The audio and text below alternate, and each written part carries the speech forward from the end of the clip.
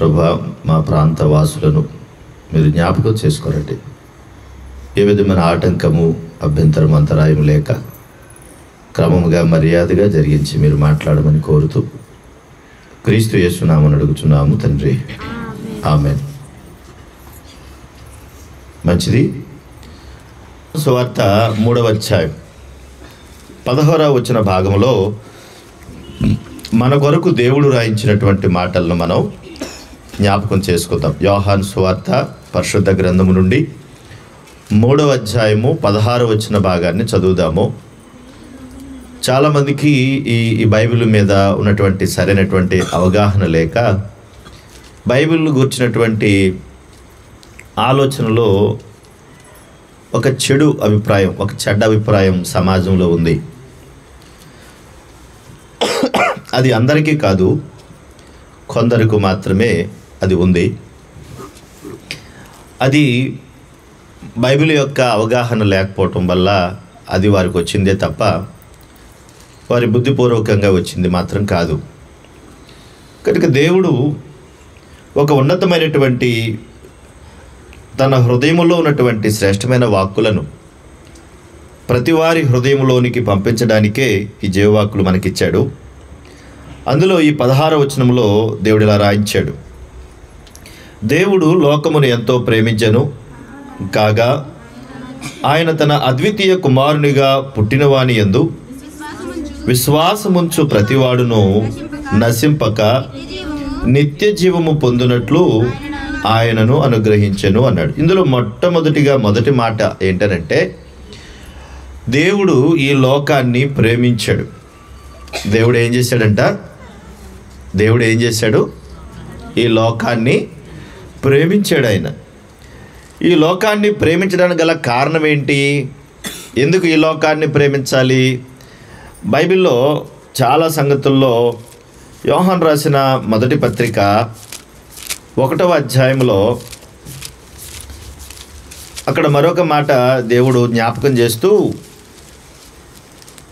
అక్కడ రాయబడినటువంటి మాట ఏమనుందంటే 15వ వచన భాగంలో 2వ అధ్యాయము 15వ వచనములో యోహాను రాసిన మొదటి పత్రిక, ఈ లోకమునైనను లోకములో ఉన్న వాటినైనను ప్రేమింపకుడి అన్నాడు.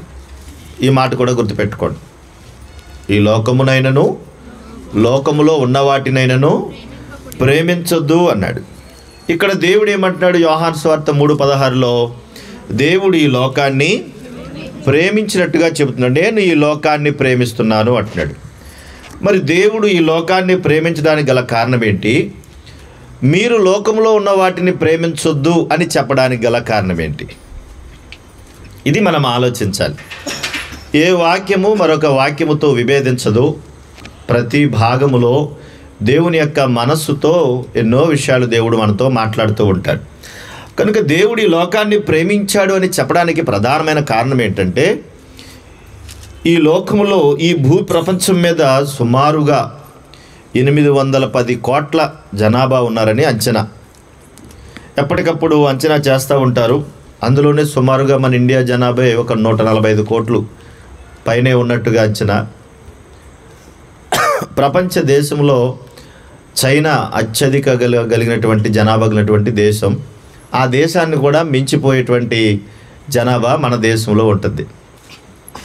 అయితే ఇంతమంది జనాభా ఈ లోకంలో ఉన్నారంటే దేవుడు అంటున్నాడు, వీళ్ళందరూ కూడా నా పిల్లలు అంటున్నాడు. ఈ లోకంలో ఉన్న ఈ 800 కోట్ల జనాభా మంది ఎవరంట? ఆయన పిల్లలు, నా కుమార్తెలు, నా కుమారులు అన్నాడు.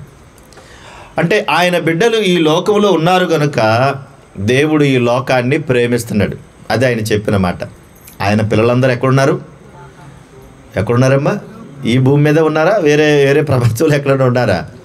ఈ భూమి మీద ఉన్నారు. కనుక ఆయన ప్రేమించడానికి గల కారణం ఏంటంటే, ఈ భూమి మీద ఉన్నటువంటి పిల్లలందరూ నా పిల్లలు ఇక్కడ ఉన్నారు కనుక నేను వారిని ప్రేమిస్తున్నాను అన్నాడు. 100వ కీర్తనలో 100వ కీర్తన పరిశుద్ధ గ్రంథములో 100వ కీర్తన చాలా ముఖ్యమైనటువంటి విషయం. ఇది కూడా చదువుకుందాము. 100వ కీర్తన 3వ చరణములో ఇలా రాయించాడు: యెహోవాయే దేవుడని తెలుసుకొనుడి, ఆయనే మనలను పుట్టించెను, మనము ఆయన వారము, మనము ఆయన ప్రజలము అంటున్నాడు. మనము ఆయన ప్రజలము, మనము ఆయన వారము. ఎందుకు అంటే ఆయనే మనలను పుట్టించను. నువ్వు నమ్మినా నమ్మకపోయినా మనలందరినీ పుట్టించింది ఎవరంటే ఆ దేవాది దేవుడే భూమి మీద మనలందరినీ పుట్టించాడు. అదొక విచిత్రమైన చర్య, చాలా ఆశ్చర్యంగా అద్భుతంగా ఉంటుంది. పుట్టుక అనేది చాలా విచిత్రమైనది. దేవుడు ప్రతి వారిని ఈ భూమి మీద ఏర్పాటు చేశాడు. ఏర్పాటు చేయటంలో ఆయన ప్రణాళికలో ఎందుకు ఇంకా అంత బాగా ప్రేమించాడు ఆయన అనంటే ఆదికాండము 1వ అధ్యాయము 26 నుండి 30 వచ్చిన భాగాలు కూడా ఒకసారి చదవండి. ఎందుకు అంత ఎక్కువగా దేవుడు ప్రేమించడానికి గల కారణం ఏంటి అంటే ఈ భూమి మీద ఆయన పిల్లలు ఉన్నారు కనుక ప్రేమించాడు. అంతేకాదు 1వ అధ్యాయము 26 వచ్చిన భాగం చదివితే దేవుడు మన స్వరూపమందు మన పోలిక చొప్పున నరులను చేయుదుము అన్నాడు. ఏం చేశాడంట? మన స్వరూపంలో మన పోలికలో ఏం చేస్తాము? ఇదిగో నరులను చేయుదుము అనుకున్నాడు. అంటే భూమి మీద ఉన్నటువంటి ప్రతి వారిని దేవుడు తన స్వరూపంలో తన పోలికలో చేసుకున్నాడు. అలా చేసుకోబట్టి ప్రతి వారు కూడా దేవుని యొక్క ఉన్నతమైనటువంటి ఆత్మ ప్రతి వారిలోనూ ఉంది. ప్రతి వారిలోనూ ఉంది. ఈ శరీరము 3 భాగాలుగా కనిపిస్తూ ఉంటుంది మనకి. ఒకటి శరీరము, దాని లోపల ఉన్నటువంటి ప్రాణము, దానిలో ఉన్నటువంటి ఆత్మ. శరీరము, ప్రాణము, ఆత్మ ఈ 3 కూడా మనకు కనబడు ఒకదానికొకటి బంధాన్ని కలిగి ఉన్నాయి. శరీరం ఉంది. ఒకవేళ ప్రాణాన్ని గురించి దేవుడు ఏమన్నాడంటే రక్తమే ఈ దేహానికి ప్రాణం అన్నాడు. అంటే మనిషికి రక్తం పోయిందనుకోండి ప్రాణం పోతుంది. మరి రక్తం ఉంది, శరీరం ఉంది, కానీ ఈ దేహాన్ని నడిపించేటువంటి ఒక శక్తి కావాలి. ఆ శక్తే లోపల ఉన్నటువంటి ఆత్మ. ఈ ఆత్మను దేవుడు ఏ విధంగా ప్రవేశపెట్టాడు అనంటే ఆదికాండము 2వ అధ్యాయము 7వ వచ్చిన భాగాన్ని కూడా ఒకసారి చదువుదాం నాయన. అలాగే ఈ బాక్స్లో వెనక్కి పెట్టి. దేవుడైన యెహోవా నేల మంటితో నరుని నిర్మించి వాని నాసికారంధ్రములలో జీవవాయువును ఓదగా నరుడు జీవాత్మ ఆయన. అంటే ఏం చేశాడనమాట? తన ఆత్మను ప్రతి వారిలో ప్రవేశపెట్టాడు. శరీరాన్ని చేశాడు మట్టితో, జీవవాయువును లోపలకు ప్రవేశపెట్టాడు. అది జీవాత్మ అయితే ఈ భూమి మీద ఉన్నటువంటి కోట్ల మంది జనాభాలో దేవుని యొక్క ఆత్మ ఉంది, తన అంశ అంటాం కదా. కాబట్టి దేవుడు ఏం చేశాడంటే ప్రేమించాడు. వింటున్నారా? అప్పుడప్పుడు చూడండి, మనము పిల్లలకు పెళ్ళిళ్ళు చేస్తారు. పెళ్ళి చేసిన తర్వాత పిల్లల నుండి మరలా ఏం ఆలోచిస్తారు? కొడుకు పెళ్ళి చేశారనుకోండి, కొడుకు పెళ్ళి చేసిన తర్వాత కొడుకు దగ్గర నుండి ఏం ఆలోచిస్తారు? ఆ కొడుకు కోడలు మరలా వాళ్ళ కడుపున ఓ పండో ఓ కాయో కాయాలంట. ఏం కాయాల? ఓ పండో. అంటే ఏంటి వాళ్ళ ఉద్దేశం? ఒక బిడ్డ రావాలి అని. అంటే బిడ్డను చూసుకుని వాళ్ళు ఆనందించాలని బిడ్డ కొరకు ఎదురు చూస్తూ ఉంటారు. ఇప్పుడు వాళ్ళ ఆశ అంతా దాని మీద ఉంటుంది. ఎందుకనంటే ఇది నా వంశాంకురం అంటారు. అందుకనే పిల్లలను చూసేటువంటి భాగ్యాన్ని కావాలని కోరుకుంటారు. అలాగే ఇక్కడ మనము కొంతమందిని మన పిల్లలను చూసే మనం ఆనందపడతాం, కానీ కోట్ల మంది జనాభా కూడా ఆయన పిల్లలే. అందుకని అందరిని ఏం చేస్తున్నాడు? ఆయన సమానంగా ప్రేమిస్తున్నాడు. ఏం చేస్తాడంటే ఆయన సమానంగా ప్రేమిస్తున్నాడు. మీకు తెలుసా సమానంగా ప్రేమిస్తున్నాడని అంటే? ఇప్పుడు మీరు ఆలోచించండి, కొద్దిగా మీరు ఆలోచించండి.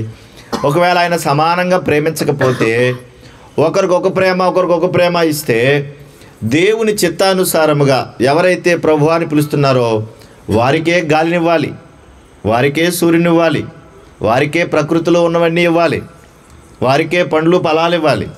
కానీ దేవుడు అలా చేస్తున్నాడా? మాట్లాడేటి దేవుడు అలా చేస్తున్నాడా? అలా చేయట్లేదు.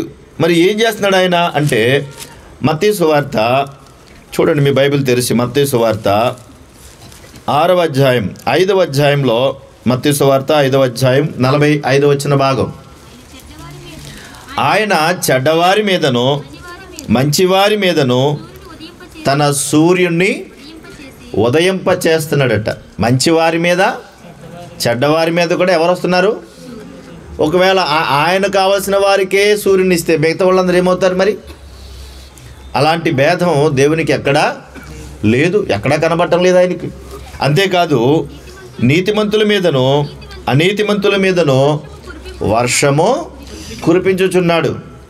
నమ్మిన వారికైనా నమ్మని వారికైనా ఆయనను దూషించే వారికైనా ఎవరికైనా ఒకేలాగా దేవుడు ప్రేమించి అందరికీ కూడా ప్రకృతిలో ఉన్నవన్నీ కూడా సమకూర్చి పెట్టి అందరికీ ఇస్తున్నాడు. కారణం ఏంటి అనంటే దేవుడు ఈ భూమి మీద ఉన్న ప్రతి వారిని ప్రేమించాడు, ఈ లోకాన్ని కూడా ప్రేమించాడు. ఎందుకు అంటే మనుషులందరూ భూమి మీద ఉంటే అందరూ ఆయన స్వరూపంలో ఉన్నారు కనుక. అది ఆయన యొక్క ప్రేమ. అయితే ఏం జరుగుతుంది ఇక్కడ మరి? అంత ప్రేమిస్తే ఏం జరుగుతుంది? యోహాను సువార్త 3వ అధ్యాయంలో 19 వచ్చిన భాగాన్ని ఒకసారి చదువుదాం. ఆ తీర్పు ఇదే, వెలుగు లోకములోనికి వచ్చెను గనుక గాని తాను క్రియలు చెడ్డవైనందున మనుషులు వెలుగును ప్రేమింపక చీకటినే ప్రేమించిరి అన్నాడు. దేవుడేమో ఈ లోకాన్ని ప్రేమించారంటే లోకములో ఉన్న మనుషులేమో రెండవదిగా వాళ్ళు ఏం చేశారో తెలుసా? చీకటినే ప్రేమించారట. దేన్ని ప్రేమించారు? చీకటినే ప్రేమించారు. దేవుడేమో లోకాన్ని ప్రేమించాడు, మనుషులేమో చీకటిని ప్రేమిస్తున్నారు. ఇక్కడ వాక్యానుసారిగా చీకటి అనంటే ముందుగా మనం చదువుకున్నాం కదా, యోహాను రాసిన మొదటి పత్రికలో 2వ అధ్యాయంలో అక్కడ మనం ఏం చదువుకున్నాం? ఈ లోకములో ఉన్న వాటినైనను ప్రేమించొద్దు అంటే దేవుడు కలుగు చేసిన మనుషుల యొక్క హృదయాలను చూసి దేవుడు వారిని ప్రేమిస్తే మనుషులందరూ లోకములో ఉన్న వాటి మీద దృష్టి పెట్టి చీకటిని ప్రేమించడం అలవాటు చేసుకున్నారు. వాళ్ళు ఎంత బాగా ప్రేమించడం అలవాటు చేసుకున్నారంటే దేవుణ్ణి మరిచిపోయేటంత కొన్ని విషయాలు మీకు జ్ఞాపకం చేస్తాను. చూడండి ఒకసారి 53వ కీర్తన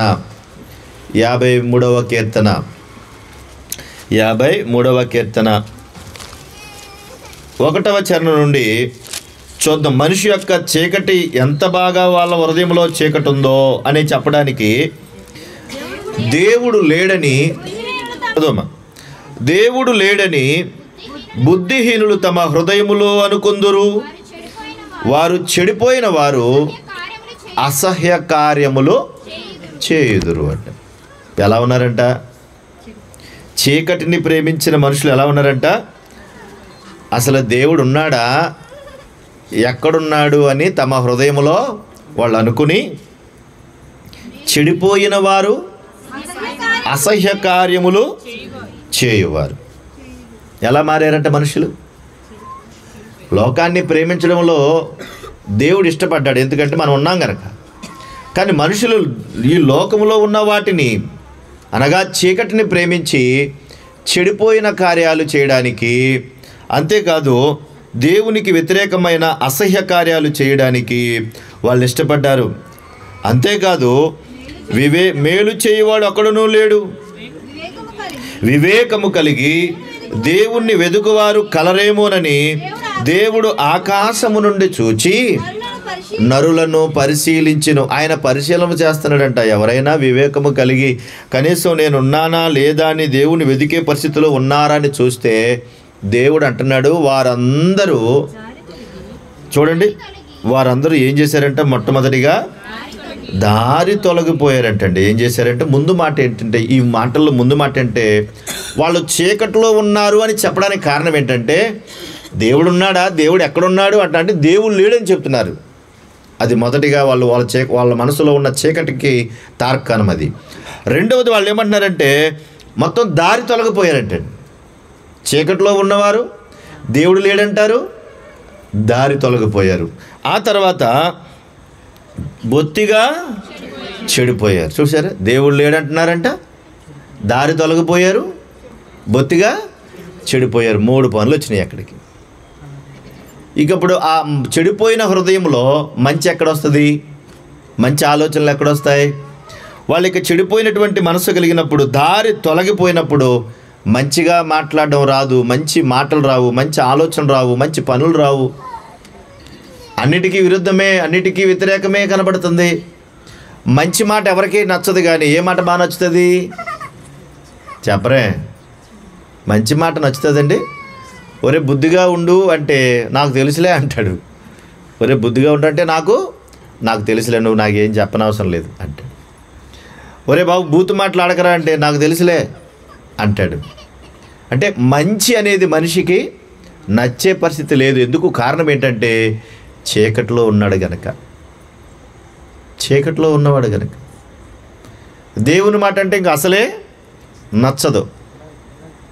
చాలామందికి ప్రాబ్లం ఏంటంటే దేవుని దగ్గర ఉండేటువంటి సంగతులు, దేవుని దగ్గర ఉండేటువంటి పరిస్థితులు, అక్కడే కూర్చో అక్కడ దైవ సంబంధమైనటువంటి ఆలోచనలోనికి మనం వెళ్ళాలనుకుంటే చీకటిని విడిచిపెట్టాలి కదా. కానీ చీకట్లో ఉన్నటువంటి మనుషులు దేవుడు లేడు అంటూ దారి తొలగిపోతూ వారు చెడిపోయినటువంటి పరిస్థితుల్లోకి వెళ్ళిపోయారు. ఒకడును తప్పకుండా అందరూ ఏమైపోయారట? ఒకడును తప్పకుండా అందరూ చెడిపోయారట. పెంచారంటే చీకటి కార్యాలు చేయడానికి ఇష్టపడ్డారు. రైట్. మరొక మాట కూడా జ్ఞాపకం చేస్తాను మీకు అర్థం అవడం. కానీ నిర్గమాకాండం మన పూర్వీకులు వాళ్ళు చేసినటువంటి పరిస్థితులను జ్ఞాపకం చేస్తాను. నిర్గమాకాండం 32వ అధ్యాయం మొదటి వచ్చిన భాగం. మోషే కొండ దిగకుండా తడవు చేయుట ప్రజలు చూచినప్పుడు అని రాయబడింది. మోషే అనేటువంటి ప్రవక్త మన పూర్వీకులకు ఉన్నాడు, ఇశ్రాయేలు జాతికి పూర్వీకులకు ఉన్నాడు. ఆయన దేవునితో మాట్లాడడానికి కొండెక్కాడు. 40 రోజులు అక్కడ ఉండిపోయాడు. అప్పటి వరకు వీళ్ళని నడిపించాడు, వీళ్ళతో మాట్లాడేవాడు, మీరు ఇలా చేసుకోండి అని చెప్పేవాడు. ఇప్పుడు దేవుడు పిలిచాడని కొండ ఎక్కి 40 రోజులు ఆయన దగ్గర ఉండిపోయాడు. ఆ సీనాయి పర్వతం మీద ఉండిపోయాడు. అక్కడ ఉండిపోయిన తర్వాత సేవకుడు వెళ్ళిపోయిన తర్వాత వెంటనే ప్రజలందరూ మాట్లాడుతున్నటువంటి మాటలు చూడండి ఎలా ఉన్నాయో. ఆ ప్రజలు అహరోను వద్దకు కూడి వచ్చి, లెమ్ము, మా ముందర నడుచుటకు ఒక దేవతను మా కొరకు చేయుము, ఐగుప్తులో నుండి మమ్మల్ని రప్పించిన ఆ మోషే అనువాడు ఏమాయనో మాకు తెలియదని అతనితో చెప్పారు. చూసారు, అప్పుడు దాకా దేవుని నడిపింపులోకి వెళ్ళారు. అప్పటి వరకు ఆయన మోషే గారు చెప్పినట్టుగా విన్నారు. మోషే అనే ఆయన ప్రవక్తగా, దేవుని సేవకుడుగా, యాజకుడిగా ఎప్పుడైతే దేవుని దగ్గరికి వెళ్ళాడో కనబడలేదో వెంటనే ఏమైపోయారంటండి? చీకటి ప్రపంచానికి వెళ్ళిపోయారు. ఆ మోషే అన్నవాడు ఎక్కడికి వెళ్ళిపోయాడో మాకు తెలియదు, కాబట్టి నువ్వేం చేస్తావంటే మమ్మల్ని నడిపించడానికి మాకు ఒక దేవుణ్ణి చేసి పెట్టు అని ఏం చేశారు చూడండి. వాళ్ళు అహరోను ఏం చేయాలో తెలియక వాళ్ళందరినీ తీసుకురమని చెప్పినట్టండి. వారికి ఉన్న బంగారం, మీ భార్యలు, మీ కుమార్తెలు చెవులకున్న బంగారు పోగులు తీసి దగ్గరికి రండి అని చెప్పాడు. వాళ్ళందరూ తీసుకొచ్చారు. తీసుకొచ్చిన తర్వాత 4వ వచనంలో అతడు వారి యొద్ద వాటిని తీసుకుని పోగరతో రూపమును ఏర్పరిచి దానిని పోత పోసిన దూడగా చేసినప్పుడు వారు, ఓ ఇశ్రాయేలు, ఐగుప్తు దేశం నుండి రప్పించిన నీ దేవుడు ఇదే అన్నారు. ఏం చేశారంట? పోత పోసినటువంటి ఒక దూడని చేసుకున్నారండి. ఎవరిల్లు? ఇశ్రాయేలు ప్రజలందరూ కలిసి మోషే అలా వెళ్ళగానే పోత పోసినటువంటి ఒక దూడను చేసుకుని ఆ దూడను ఎదురుగుండా నుంచోబెట్టి మమ్మలను ఆ బానిస బ్రతుకు నుంచి మమ్మల్ని బయటికి తీసుకొచ్చింది ఎవరంటే, ఓ దూడ నువ్వే అన్నారంటే. ఎలా వెళ్ళిపోయారు చూడండి. ఇప్పుడు వాళ్ళకి ఏం కావాలని అంటే ఆ దూడ దగ్గర పండగ కావాలి వాళ్ళకి. ఎందుకు అలా అంటే దేవుడి దగ్గర ఉండాల్సిన హృదయం, దేవుణ్ణి ప్రేమించాల్సినటువంటి హృదయం చీకటిని ప్రేమించడం వల్ల చీకటి లక్షణాలన్నీ వచ్చేసాయి. ఎలా ఉన్నాయో అక్కడ చూడండి. వాళ్ళు 6వ వచనంలో చూడండి ఒకసారి. మరునాడు వారు 5వ వచనం చదువుతాం. అహరోను అది చూచి దాని ఎదుట ఒక బలిపీఠము కట్టించెను. మరియు అహరోను, నీవు రేపు యెహోవాకు పండుగ ఏంటంట? మాట్లాడేటి. రేపు యెహోవాకి ఏంటంట? పండుగ. ఆ పండుగ ఆ పండుగ జరుగునని చాటింపగా మరునాడు వారు ఉదయమున లేచి దహన బలులు సమాధాన బలులు అర్పించిరి. అప్పుడు జనులు తినుటకును త్రాగుటకును కూర్చుండి ఆడుటకును లేచిరి అన్నారు. సాధారణంగా పండగలో జరిగేది ఏంటంటే, ఎప్పుడైతే కార్యక్రమాన్ని మొదలుపెట్టారో యెహోవా దేవునికి అని చెప్పేసి ఒక దూడను తెచ్చుకుని దూడ దగ్గర ఎదురుగుండా నిలబడి అక్కడ ఒక బలిపీఠం కట్టి, ఓ దూడ మమ్మల్ని మీరు నడిపించావు, ఐగుప్తు దేశం మమ్మల్ని తీసుకొచ్చావు అని చెప్పి వాళ్ళు ఏం చేయడం మొదలుపెట్టారంటండి, తినుటకును త్రాగుటకును ఏం చేశారంటండి, కూర్చున్నారంట. ముందు తినడం ప్రారంభించారంటండి. ఏం తింటారమ్మా ఈ రోజున? ఏం తింటున్నారమ్మా? మాట్లాడేటి. ఇప్పుడు ఏమన్నా వంటలో 4 స్పెషల్ చెప్పండి అమ్మా. ఏమన్నా త్వరగా చెప్పండి మరి. చికెన్ బిర్యానీ, రొటీన్ బిర్యానీ, తర్వాత మటన్ బిర్యానీ, తర్వాత మిక్సర్ బిర్యానీ. ఇంకా అన్ని బిర్యానీలేనా? ఇంకేం లేవు మీకు. నేను చెప్తాను చూడండి. ఇప్పుడు అరటి పండు బజ్జీ, జాంకాయ బజ్జీ, ఇంకా ఆకులు పట్టుకొచ్చి ఆకులన్నీ బజ్జీలే. అసలు అది ఏంటో కూడా ఎవరికి కూడా తెలియదు. అంటే తిండి మీద ఎంత శ్రద్ధ. ఒకవేళ మనకి ఏదన్నా తినాలనిపించి మనకు రాకపోతే ఈ రొటీన్ తిని బోరు కొడితే వెంటనే ఏంటంటే మనకు తల్లి ఉంది. ఏంటనుకుంటున్నారు? యూట్యూబ్ తల్లి, గూగుల్ తల్లి. గూగుల్ తల్లి ఉంది మనకి. గూగుల్ తల్లిని ఓపెన్ చేసామనుకో, ఓ గూగుల్ తల్లే కుర్మా ఎలా వండాలి చెప్పు అని దాన్ని అడిగామనుకోండి, అది ఏం చేద్ది? ఇప్పుడు లేటెస్ట్ టెక్నాలజీ ఏంటనుకుంటున్నారు? చాట్ జీపీటీ అని ఉంటుంది, ఏఐ అని ఉంటుంది, ఆర్టిఫిషియల్ ఇంటెలిజెన్స్ అని. దాన్ని ఓపెన్ చేసామనుకోండి, ఇప్పుడు ఎలా ఉంటుందో తెలుసండి, నాకు పలానా కూర కావాలంటే అదే మొత్తం కూర అంతా తయారు చేసేసి వీడియోలో నీకు చూపిస్తుంది. నేను పలానా కూర వండాలనుకుంటున్నానంటే ఆటోమేటిక్గా తయారు చేసి చూపించేస్తుంది నీకు. అది అసలు నువ్వేం కష్టపడక్కర్లేదు. ఒక్క అవకాశం ఒకటే లేదు దానికి, ఏంటంటే ఆ ఫోన్లో నుంచి వచ్చి నీకు తినిపించలేదు అది. ఒకవేళ ఆకు కూడా వస్తే కనుక మనం అంతే కదా మాట్లాడేటి. ఈ తిండి విషయంలో ఎంత దిగజారిపోయిందంటే లోకం, తిండి మీద ఉన్న శ్రద్ధ ఇంకా దేని మీద లేదండి ఇప్పుడు. అందుకే కొంతమంది చూడండి, విమర్శించని అనుకోద్దు కానీ ఇలాగ అయిపోతారండి తిని. జపాన్లో ఉన్నట్టండి భోజనానికి వాళ్ళు ఉద్యోగం చేసుకునేటప్పుడు భోజనానికి వెళ్ళి చెప్తుంటే గంట దాకా రావట్లేదంటండి. దేనికి వెళ్తున్నారంట? తిండికి వెళ్ళిపోతున్నారు, గంట దాకా రావట్లేదంటండి. వాళ్ళు ఇంకా జపాన్ వాళ్ళు టెక్నాలజీ ఎక్కువ కదా వాళ్ళకి. వాళ్ళు ఏం చేస్తారో తెలుసండి, కొన్ని రోబోలకి ట్రైనింగ్ ఇచ్చారంట. ఎవడో కూడా మీ సీట్లోంచి లేవడానికి వెళ్ళేది, మీరు అక్కడే ఉండాలి అని కొన్ని రోబోలకి ట్రైనింగ్ ఇచ్చారు. రోబో ఏం చేస్తుందో తెలుసా? టైం ప్రకారంగా వస్తుందంటండి. దానికి షెడ్యూల్ ఇస్తారు. నీ ఇష్టానుసారంగా తినడానికి లేదు నీకు. దాంట్లో 10 ముద్దలు కలిపెట్టు అని దానికి అందులో చిప్ పెడతారు. ఆ చిప్ ప్రకారం వస్తుందంటే 10 ముద్దలు పట్టుకొస్తుంది దగ్గరికి. విన్నారా? 10 ముద్దలు పట్టుకొచ్చినప్పుడు నువ్వేమనాలంటే అనేటప్పటికి ఓ ముద్ద పెట్టేస్తుంది. ఎవరు? రోబో. మనిషి కాదు, రోబో. ముద్ద తినలేదే అనుకో, నీ కడుపు మాడిపోద్ది. ఇంక నీకు పెట్టదు ఆ రోజు ఫుడ్. అదే ముద్ద తినాలి, పని చేయాలి. వెళ్ళి అక్కడ గంట సేపు కాలక్షేపం చేస్తాను, ఆ పక్కకి వెళ్ళి దమ్మేసుకొస్తాను, అలాగే వెళ్ళి చొక్కేసుకొస్తానంటే ఇవేమీ కుదరవు. అక్కడ ఎవరున్నారు? Machine, robo machine.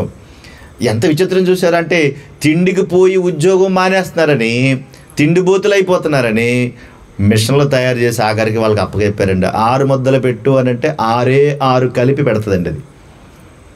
అది ఏం పెడితే అది తినాలి, అది ఏ టైంలో పెడితే అప్పుడే తినాలి, అది ఎన్ని ముద్దలు పెడితే అప్పుడే తినాలి, అన్నీ తినాలి. ఇక మనం తినడానికి ఏమీ లేదు. అంటే అంతలాగా తయారైపోయారు మనుషులు. ఈ తిండి మీద ఉన్నటువంటి శ్రద్ధ విపరీతంగా పెరిగిపోయింది. అందుకే అక్కడ ఏమన్నాడమ్మా? తినుటకును కూర్చున్నారంట. తినడానికి కూర్చున్నారంట. నాకు భలే విచిత్రమైంది ఏంటంటే, తినేస్తాం మా నువ్వు బాగా తినాలమ్మా అంటారు. బాగా తినేసిన తర్వాత ఇలాగ అయిపోతాం కదా. డాక్టర్ దగ్గరికి వెళ్ళి డాక్టర్ గారు ఏం చేయమంటారంటే, బాగా నడవాలమ్మా అంటాడు. నువ్వు బాగా తిన్నావు కదా, ఇప్పుడు ఏం చేయాలా? బాగా నడవాలి. ఎందుకు? తిన్న కొవ్వు అరగడానికి అన్నాడు. లోకమంతా ఇప్పుడు దేని మీద పడింది చెప్పండి? దేని మీద పడింది? తిండి మీద కదా. దేని మీద పడింది? అందుకని పొద్దున్న లెగ్గానే ఎక్కడ పడితే అక్కడ ఎవరు కనబడుతున్నారు? చెరువుల చుట్టూరు, రోడ్ల చుట్టూరు, కాలువల చుట్టూరు, ఎక్కడ పడితే అక్కడ ఉన్నారు. పెద్ద పెద్ద పార్కులే పెట్టారు. రోజు నడవాలి, మీరు నడవాలి నడవాలి నడవాలి. ఒకప్పుడు చాలా హ్యాపీగా పని చేసుకునేవాళ్ళు, హ్యాపీగా ఉండేవారు. ఎవరికి పొట్టలు ఉండేవి కాదు, ఎవరికి కొవ్వు ఉండేది కాదు, అసలు చెడు కొలెస్ట్రాల్ అంటే ఎవరికి ఉండేది కాదు, చాలా హ్యాపీగా ఉండేవారు. కానీ ఇప్పుడు మాత్రం అన్ని ఒంటి నిండా జబ్బులు. ఏంటంటే డబ్బులు బాగా రావడానికి విపరీతమైనటువంటి పురుగు మందులన్నీ వేసి అడ్డమైన చెత్త చెదారం అంతా పెట్టి తినండి అంటున్నారు. రోడ్ల మీద ఉన్న చెత్త అంతా మన ఇంట్లోనే ఉంటుంది. అందులో ముసలోళ్ళు ఉన్నారు, యవనస్తులు ఉన్నారు, చిన్నపిల్లలు కూడా ఉన్నారు. చిన్నపిల్లలు మీకు చెప్పకుండా ఎక్కడికి వెళ్ళిపోతారమ్మా వీళ్ళు అనుకుంటున్నారు. వీళ్ళు షాపుల దగ్గరికి వెళ్ళిపోయి డైరెక్ట్గా వాళ్ళు తెచ్చుకుంటారు. వాళ్ళు బాధపడలేక అమ్మ కొనిచ్చేస్తూ ఉంది. తిండి మీద పడ్డారు. మరలా చెప్తున్నాను, దేవుడు అన్నాడు, తిండిపోతులు పరలోక రాజ్యమునకు వెళ్ళరు అన్నాడు. వారు దరిద్రులవుతారు అన్నాడు. ఏమవుతారంటే దరిద్రులవుతారు అన్నాడు. చీకటిలో ఉన్న వారి యొక్క లక్షణం ఏంటంటే తిండిబోతుతనం. ఏంటది? తిండిబోతు. చీకటిని ప్రేమించేవాళ్ళు వారి ధ్యాస తిండి మీద ఉంటుంది, తిండి కొరకే కూర్చుంటారు. రెండవది, వాళ్ళు ఏం చేశారంట? త్రాగుటకును కూర్చుండి అన్నారు. ఏంటంటది? త్రాగడానికి కూర్చున్నారు. ఈ రోజున త్రాగడానికి ఎప్పుడెప్పుడు సిద్ధపడుతున్నారు? ఏ సమయంలో సిద్ధపడుతున్నారు చెప్పండి తాగడానికి? అసలు తాగడానికి టైం ఉన్నదండి? ఓ టైం అంటూ ఉందా? ఏమీ లేదు. ఎప్పుడు పడితే అప్పుడే తాగుతుండే. చిన్న హై స్కూల్ పిల్లలు కూడా తాగేస్తున్నారు రోడ్ల మీద. హై స్కూల్ పిల్లలు కూడా విపరీతంగా మందుకు అలవాటు పడ్డారు. త్రాగడం అనేది చీకటి లక్షణం అయిపోయింది. అందుకే ప్రతి వారు కూడా తాగడానికి ఇష్టపడుతున్నారు, తాగడానికి కూర్చుంటున్నారు. విపరీతంగా అది పెరిగిపోయింది. ప్రభుత్వాలకు కూడా అవే ఆదాయంగా ఉన్నాయి. దాని మీద వాళ్ళు కూడా పట్టించుకోవటం లేదు. కానీ ప్రజలు మాత్రం విపరీతంగా తాగడానికి కూర్చుని చెడిపోతున్నారు. ఎంత బాగా చెడిపోతున్నారో తెలుసా? తన ఎదురుగుండా ఉన్నది భార్యనా, తన ఎదురుగుండా ఉన్నది తల్లినా, తన ఎదురుగుండా ఉన్నది కూతురా, లేదంటే చెల్ల అనేటువంటి భావన కూడా తెలియట్లేదు. వావి వరసలు మనిషి ఇష్టానుసారంగా పడ్డానికి గల కారణం చీకటి బ్రతుకు. దానినే ఆ పాపపు జీవితాన్ని దేవుడు చీకటితో పోల్చాడు. మీరు రోజు పేపర్ చూస్తూ ఉండండి, టీవీలు చూస్తారు కదా, దిక్కుమైన అడ్డమైనటువంటి సీరియల్ అవి వంటకాన్ని చూస్తారు. కానీ కనీసం లోకంలో బయట ఏం జరుగుతుందో చూడండి. ప్రతిరోజు అవే పడుతూ ఉంటాయి. కనుక తినడానికి త్రాగడానికి కూర్చున్నారంటే వాళ్ళు కూర్చున్న తర్వాత మరి అరగాలి కదా. అప్పుడు ఏం చేశారంటే మళ్ళీ తిరిగి ఆడుటకు లేచారు. బాగా తిన్నారు, బాగా త్రాగారు, తర్వాత ఆడడానికి లేచారు. అందుకని ఎవరే బాబు నువ్వు అక్కడికి వెళ్ళొద్దు, ఈ మాటలన్నీ చెప్పి నేను చెడగొట్టేస్తారా బాబు నిన్ను, దేవుని మాటలతో నువ్వు ఉండొద్దురా బాబు, దేవుని మాటలు వింటే చాలా ప్రమాదం. ఎందుకో తెలుసా? దేవుని మాటలు వింటే నువ్వు బాగుపడిపోతావు. చీకటి కార్యాలు చేసేటువంటి మనుషులకు వెలుగును ప్రేమించే సంగతి ఉండదు, దేవుణ్ణి ప్రేమించేటువంటి సంగతి కూడా ఉండదు. నీకు అర్థమవుతుందా? దేవుడేమో లోకాన్ని ప్రేమించాడు, మనుషులేమో చీకటిని ప్రేమించారు. సమస్య అక్కడికి పడిపోయింది. ఆఖరికి వీళ్ళు ఏం చేశారని చెప్పాము చూడండి. ఇంకా మళ్ళీ చీకట్లో ఉన్నటువంటి మనుషులు మొట్టమొదటికి వీళ్ళు ఏం చెప్పారు? 3 మాటలు, ముందు మాటలు చెప్పాను, తర్వాత 3 మాటలు చెప్పాను. మొట్టమొదటి ఏం చేశారు? చీకట్లో ఉన్నవారు, చీకటిని ప్రేమించే వాళ్ళు ఏం చేస్తారు? వీళ్ళు దేవుడు లేడంటారు, దేవుని దగ్గర నుంచి దారి తొలగిపోతారు, ఆ తర్వాత చెడిపోతారు. ఆ తర్వాత మరొక 3 మాటలు చెప్పాను. అందులో చెడిపోయినటువంటి వారు, చీకట్లో ఉన్నటువంటి వారు ఏం చేస్తారంటే తిండిబోతులు అవుతారు, త్రాగుబోతులు అవుతారు, ఆ తర్వాత ఆడటానికి లేస్తారు. నీకు చిన్న మాట జ్ఞాపకం చేస్తాను. అసలు భయంకరంగా టీవీల్లో కానీ ఈ సినిమాల్లో కానీ ఉండేది ఏంటంటే తినడం, త్రాగడం, ఆడడం, అంతేనా? అక్కడ వాడు డ్యాన్స్ అయ్యా, ఇక్కడ వీడు డ్యాన్స్ అయ్యా. అసలు టీవీలో కానీ మిగతా కార్యక్రమాల్లో కానీ అన్ని ప్రోగ్రామ్స్ కూడా అవే కనబడుతున్నాయి. పనికొచ్చే ప్రోగ్రామ్స్ ఏమన్నా ఒక్కడన్నా కనబడుతుందమ్మా చెప్పండి తల్లి? పనికొచ్చేది ఏదైనా ఒక్కడ కనబడుతుందా? ఎంటర్టైన్మెంట్ అని చెప్పేసి న్యూస్ ఛానల్లో కూడా అవే పెట్టి రోజువారీ పొద్దున్న తెల్లవారింది మొదలుకొని రాత్రి పడుకునే వరకు అందులోనే పడి, ఆఖరికి భార్య భర్తలు మాట్లాడుకునే పరిస్థితుల్లో బిడ్డలకు సరిగా ప్రేమ చూపే పరిస్థితులు లేవు, ఎవరితోనూ కలిసి ఉండేటువంటి పరిస్థితులు లేవు. 24 గంటలు రొన్నప్పు అవుతూనే ఉంటుంది. అసలు ఈ ఛానల్ ఈ టైం దాకానే వస్తాను ఎక్కడన్నా ఉందా? ఈ టైం దాకానే వస్తానుందా? 24 hours. కనుక 24 hours బాగా తాగండి, బాగా తినండి, బాగా ఆడండి. అది చీకటిని ప్రేమించేటువంటి మనుషులు చేసేటువంటి పనులు. అంతేకాదు చీకటిని ప్రేమించే వాళ్ళు ఏం చేస్తారో తెలుసా? యెషయా గ్రంథము 1వ అధ్యాయము 2వ వచన భాగం నుండి మరలా చదువుతాం. చూడండి, చీకటిని ప్రేమించే మనుషులు వారు చేసేటువంటి పనులు జ్ఞాపకం చేస్తున్నాను.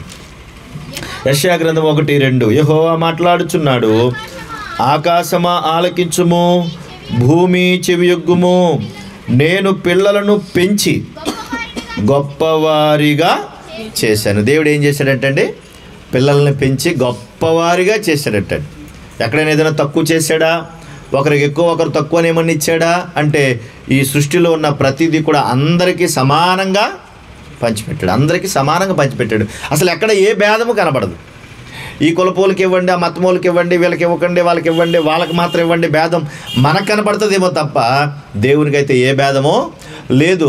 ఈ ప్రకృతిని అన్నింటినీ కూడా సమానంగా ఇచ్చాడు ఆయన. అయితే అందరినీ ప్రేమించి గొప్పవాళ్ళుగా ఆయన చేస్తే వీళ్ళు ఏం చేశారో చూడండి ఒకసారి. వారు నా మీద తిరగబడ్డారంటండి. అందులో మొదటి మాట అదే. వాళ్ళు ఏం చేశారంటే దేవుని మీద తిరగబడ్డారంటండి. తిరగబడ్డారు. ఎలా తిరగబడ్డారబ్బా? ఏ విధంగా తిరగబడుతున్నారు అంటే, ఇప్పుడు తల్లిదండ్రుల మీద బిడ్డలు తిరగబడుతున్నారా? అమ్మ తిరగబడుతున్నారా లేదా? ఎందుకు తిరగబడుతున్నారు? ఇల్లు ఏమని తిరగబడుతున్నారు? మాట్లాడరే. మరి మౌనంగా భలే చూస్తారండి. ఎంత అమాయకంగా పెడతారండి మొఖాలు మీరు. అసలు నాకు ఏం తెలదండి అన్నయ్య గారు అన్నట్టు పెడతారు మొఖాలు. ఎంత అమాయకులు మీరు. నిన్న కాక మొన్న న్యూస్లో వచ్చింది. ఒక కుర్రోడు, ఆ కుర్రోడు ఎంత ఉంటాడు అంటే వాడు 6th 7th చదువుతున్నాడు. అంటే మన ప్రసన్న బాబు అంత ఉంటాడు. వాడు ఏం చేస్తున్నాడంటే మంచిగా గేమ్స్ ఆడుకుంటున్నాడంట. ఏం ఆడుతున్నాడు? గేమ్స్ ఆడుతున్నాడు. బాగా గేమ్స్ ఆడుతూ ఉంటే సడన్గా నెట్ అయిపోయిందంటండి. ఏమైపోయింది? ఏమంటే మాట్లాడేటండి. నెట్ తెలుసు కదండి మీకు? ఈ నెట్ కదండి, ఈ నెట్ కాదు, ఆ సెల్ ఫోన్లో ఉండే నెట్ తెలుసా తెలీదా? ఆ నెట్ అయిపోయిందంటే, ఇక్కడ నెట్ అయిపోయిందంటే ప్రపంచం తలకిందులు అయిపోయినట్టుగా, చచ్చిపోయే పరిస్థితికి వచ్చినట్టుగా ఫీల్ అయిపోతారు కదా. మరి ఇప్పుడు నెట్ అయిపోగానే వాళ్ళ అమ్మని అడిగాడంట, అమ్మ ఇందులో నెట్ అయిపోయింది, అర్జెంటుగా నువ్వేమేయాలి ఇందులో? నెట్ ఇందులో. నేను అనుకున్నాండి, నాకు ఒకప్పుడు ఈ ఫోన్లోకి డబ్బులు వేస్తున్నారంట, ఇందులోకి ఎలా వెళ్తున్నాయి డబ్బులు అనుకునేవాడిని. మీకు ఎప్పుడైనా డౌట్ వచ్చిందండి ఎవరికైనా? ఇలాగా చాలాసార్లు ఇందులో డబ్బులు వేసారా, ఇందులోకి డబ్బులు ఎలా వెళ్తున్నాయి అనుకునేవాడిని. నేను ఇప్పుడు అందరికీ డబ్బులు వేస్తున్నాను. సెల్ ఫోన్లో డబ్బులు అండి, నా డబ్బులు కాదండి బాబు. ఓహో ఇలా వెళ్తాయని అర్థమైందన్నమాట. నెట్ అయిపోయిందని అంటే వాళ్ళ అమ్మ దగ్గరికి వెళ్ళాడు, అమ్మ ఇందులో నెట్ అయిపోయింది, అర్జెంటుగా నువ్వు ఏమేయాలి ఇందులో? నెట్ వేయాలంది. వాళ్ళ అమ్మంది ఫోన్ లాక్కుని, నెట్ అంటావేంట్రా, అసలు ఇందులో పడి నువ్వు చదివే మానేస్తున్నావు, నువ్వు ఇష్టమైన బతుకుతున్నావు, కుదరదలాగా అని చెప్పి సెల్ ఫోన్ లాక్కుని పక్కన ఆడేసింది. పక్కన ఆడేస్తేనండి, పక్కన ఆడేసి అలా పడుకుందండి వాళ్ళమ్మ. పడుకున్న వాళ్ళ అమ్మనే ఈ ప్రసన్న బాబు అంత ఉన్న కుర్రోడు, నువ్వు కాదు నాన్న, అంత ఉంటాడు, ఆ వయసు ఉంటుంది, అంతే ఉంటాడు. వాడు చాకు తీసుకునండి వాళ్ళ అమ్మ పేక మీదకి వచ్చాడండి. ఎక్కడికి వచ్చాడు? వాళ్ళ అమ్మ పేక మీద కోసాడండి. అయితే లక్కీగా ఏంటంటే బాగా లోపల కంట తెగలేదు. అది ఆ లోపల కంట తెగలేదు. చాకు తీసుకున్నాడు, వాడికి బలం సరిపోలేదు మాట వాడికి. లేదంటే గట్టిగా వేసేస్తుంటే చచ్చిపోయేది. ప్రాణాపాయ పరిస్థితి నుంచి బయటపడిందండి. అర్థమవుతుందా ప్రియులరా? వాళ్ళ అమ్మ మీద ఏం చేశాడు వీడు? తిరగబడ్డాడు. తిరగబడ్డానికి గల కారణం ఏంటంటే ఆ నెట్ చూసి ఆ గేమ్స్ ఆడుకుని చెడిపోయాడు. చెడిపోయిన మనస్సు కలిగిన వాడు, చీకట్లో బ్రతికేవాడు, దేవుడు లేనని బ్రతికేవాడు దేవుని మీద తిరుగుబాటు చేస్తాడు. తల్లిదండ్రుల మీద ఎలాగైతే తిరుగుబాటు చేస్తున్నారో అలాగే తిరుగుబాటు చేస్తున్నారు. అందుకనే ఒరే తప్పురా నాన్న ఎవరైనా మీకు చెప్పండి, అవనస్తులు ఎవరికైనా, ఒరే ఎందుకురా మీ నాన్న అలాగంటావు, మీ అమ్మని అలాగంటావు, తప్పు కదరా అని చెప్పండి. మాకు తెలుసులే, నువ్వు చెప్పాలి ఏంటంటారు. ఒరే మీ నాన్న బాగా కొట్టరా అన్నావు అనుకోండి, భలే ఎంకరేజ్ చేస్తున్నావు అంకుల్, బాగా ఎంకరేజ్ చేస్తున్నావు అంకుల్ అంటాడు. అంటే వీళ్ళకి మంచి చెప్పకూడదు, ఎంకరేజ్ చేయాలి. చెడిపో, పాడైపో, చచ్చిపో, నాశనం అయిపో అని చెబుతూ ఉండాలి మనం. అలా చెప్తే నచ్చుతుంది. అలా చెప్తే నువ్వు ఎంత మంచోడు అంకుల్, అన్నయ్య నువ్వు చాలా మంచోడివి, అన్నయ్య నేను సినిమాకి వెళ్ళాలంటే ఈ 1000 రూపాయలు పట్టుకుని సినిమాకి వెళ్ళరా, నువ్వు హ్యాపీగా వెళ్ళరా అంటే అంకుల్ ఎంత మంచోడు అని ముద్దాడతాడు మనకి. తప్పురా ఎందుకురా అన్నావు అనుకుంటే నీకు బ్రతకడం చేత కాదంటాడు. చీకట్లో ఉన్నవాడు తిరుగుబాటు చేస్తాడు, ఎవడి మాట వినడు.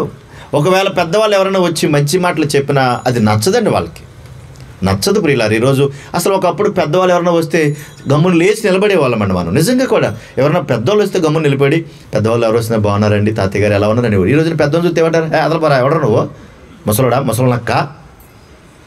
ఎంత దుర్మార్గంగా మాట్లాడుతున్నారండి పిల్లల్ని. అసలు ఆ పెద్ద వయసు, కనీసం ఆ వయసుకి కూడా గౌరవం ఇవ్వట్లేదండి. మర్యాద చచ్చిపోయింది చూడండి, ఎంత దారుణంగా ఉన్నారు. ఈ రోజున తల్లిదండ్రులు చాలామంది ఏడ్చేవాళ్ళు ఉన్నారండి. మా బిడ్డలు చూడటం లేదని ఏడ్చేవాళ్ళు ఉన్నారండి. అయ్యా నా కొడుకు నన్ను పట్టించుకోవట్లేదండి, అయ్యా నా కొరకు ప్రార్థన చేయమని చెప్పేవాళ్ళు ఉన్నారండి. వాళ్ళు చెప్తుంటే చాలా బాధ అనిపిస్తూ ఉంటుంది. కారణం ఏంటో తెలుసా, వాడు చీకట్లో బ్రతుకుతున్నాడు కనుక, వాడు బ్రతుకంతా చీకటి బ్రతుకు కనుక వాడు అమ్మ మాట నచ్చట్లేదు, వాడికి తండ్రి ప్రేమ నచ్చట్లేదండి. వాడికి చెడిపోయిన మనసు, చెడిపోయారు. అలాంటి వారు దేవుని యొక్క మాటలు వాళ్ళకి ఎక్కవు. అందుకని ఆ రోజున వాళ్ళు ఏం చేశారంట, దేవుడు అంటున్నాడు, ఒరే బాబు ఆకాశంతో భూమితో మాట్లాడుతాడంట. నేను పిల్లల్ని భూమి మీద పెట్టానే, వాళ్ళందరినీ పెంచి పెద్ద చేశానే, వాళ్ళని సాకానే, కానీ వాళ్ళు నా మీద ఏం చేశారంటే వాళ్ళు తిరగబడ్డారు అని అంటున్నాడు. అంతేకాదు చూడండి, పాపిష్టి జనమా, దోషభరితమైన ప్రజలారా, దుష్ట సంతానమా, చెరుపు చెయ్యి పిల్లలారా, మీకు శ్రమ, వారు యెహోవాను విసర్జించారు. అంటే దాని అర్థం ఏంటో తెలుసా, తిరగబడ్డారు. ముందు చేసిందేమో తిరగబడ్డారు, రెండవది ఏంటంటే విసర్జించారంటే విడిచిపెట్టేశారు. ఈ ముసలోడు ఈ ముసలమ్మ మా ఇంటి దగ్గర ఉంటే ఇల్లంతా పాడు చేస్తారు, వీళ్ళు కంపు చేస్తారని ఆ ముసలి తల్లిదండ్రులని ముసల వయసులో విడిచిపెట్టేస్తున్నారు. మరలా జ్ఞాపకం చేస్తున్నాను నేను, రేపు నువ్వు కూడా ముసల్దాను అవుతావు, ముసలోడు అవుతావు. నీ కాలు చెయ్యి పడిపోయే పరిస్థితులు వచ్చినప్పుడు అప్పుడు నీకు అర్థమవుద్ది, మా అమ్మని ఇలాగన్నాను, మా నాన్న ఇలాగన్నానే అని. అప్పుడు దాకా నీకు తెలియదు బాధ. ఆ తల్లిదండ్రులు ఎంత వేదన పడతారో అర్థం చేసుకోవాలి. వాళ్ళు ఎవరైనా కానీ, వాళ్ళ మంచోళ్ళు కాదు, నీకు జన్మనిచ్చిన తల్లిదండ్రులు చూడాల్సిన బాధ్యత మనకు ఉంది ప్రియులారు, మనకుంది. వాళ్ళని సాకాల్సిన బాధ్యత మనకుంది. కనుక ఆ రోజున ఆయన అంటున్నాడు, విసర్జించారంటే విడిచిపెట్టేశారంటండి. ఎవరినని చూసారా, విడిచిపెట్టారంటండి. ఒక ఆయన తీసుకెళ్ళి రోడ్డు మీద ఎక్కడో తీసుకెళ్ళి ఒక తల్లిని విడిచిపెట్టేసాడు. ఎక్కడికి సమాధుల దగ్గర తీసుకెళ్ళిపోయాడండి. సమాధుల దగ్గర తీసుకెళ్ళిపోయి, అమ్మ ఎక్కడికి వెళ్దాం రామ్మ అని చెప్పి జాగ్రత్తగా కారు మీద తీసుకొచ్చి, ఒక 70-80 సంవత్సరాలు ఉంటాయి, ముసలం వణుకుపోతూ ఉంది, ఓ పక్కన వర్షం వస్తూ ఉంటే తీసుకెళ్ళి అక్కడ వదిలేసిపోయాడండి తన కొడుకు. వాడిని సాకి పెంచి పెద్ద చేసి, ఒక గట్టిగా చెప్పాలంటే వాడు ముడ్డు కడిగి, వాడు మలమూత్రాలు ఎత్తిపోస్తే తీసుకెళ్ళి రోడ్డు మీద వదిలేస్తాడండి. ఆ తల్లి గొల్లుమని ఏడుస్తుంది. ఎవరో వచ్చారు మొత్తం, ఏంటమ్మా ఎక్కడున్నావు అని చెప్పి వాళ్ళు గమ్ముని గొడుగు తీసుకొచ్చి ఆ ముసలమ్మని తీసుకెళ్ళి అరిమే కూర్చోపెట్టి, ఏంటమ్మా అంటే, అబ్బాయి ఏం లేదయ్యా, నా కొడుకు తీసుకొచ్చి ఇక్కడ వదిలేసాడయ్యా, ఏం లేదయ్యా అంటుంది. ఎవరా కొడుకు, ఎక్కడ ఉంటాడు చెప్పు అంటే, ఆ తల్లి ఏమంటుంది తెలుసా, ఆ కొడుకుని మళ్ళీ ఏమన్నా చేస్తారేమో, మళ్ళీ మా అమ్మని ఏమన్నా, మా అబ్బాయిని ఏమైనా అంటారేమో, మా అబ్బాయిని ఏమన్నా మళ్ళీ జైల్లో పెట్టేస్తారేమో అనుకుని, ఏం లేదా అంటే పేరు మాత్రం చెప్పట్లేదు. అర్థమవుతుందా ప్రియులారా? మనుషులలో ఉన్నటువంటి దైవత్వపు లక్షణాలు చీకటిలో మగ్గిపోయే పరిస్థితులకు వెళ్ళిపోయే. మనందరం ఇక్కడ ఉండం, ఏదో ఒక రోజు వెళ్ళిపోతాం. కానీ దేవుణ్ణి దూషించేటువంటి సందర్భాల్లోనికి వెళ్ళిపోయి ఆయన మీద తిరుగుబాటు చేసి ఆయనను విసర్జించే పరిస్థితికి వచ్చారు. అందుకే దేవుడు బాధపడుతున్నాడు, అయ్యో అని బాధపడుతున్నాడు అక్కడ. అంతేకాదు చూడండి, ఇశ్రాయేలు యొక్క పరిశుద్ధ దేవుని దూషింతురు అన్నాడు. చూసారా, ఇందులో మొదట ఏం చేశారో తెలుసా, తిరగబడ్డారు. రెండవదేమో విడిచిపెట్టేశారు.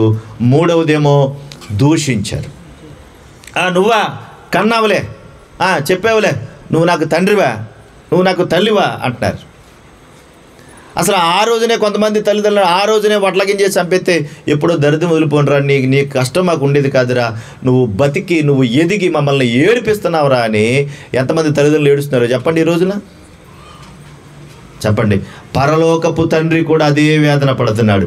నేను ఈ లోకాన్ని ఎందుకు ప్రేమించానంటే, మీరందరూ నా పిల్లలు, నా ప్రియ కుమార్తెలు, నా ప్రియ కుమారులు గనక ఈ లోకములో మీరున్నారని ఈ లోకంలో నుంచి మిమ్మల్ని ప్రేమిస్తున్నాను. అమ్మాయి ఏం నవ్వుతున్నావు?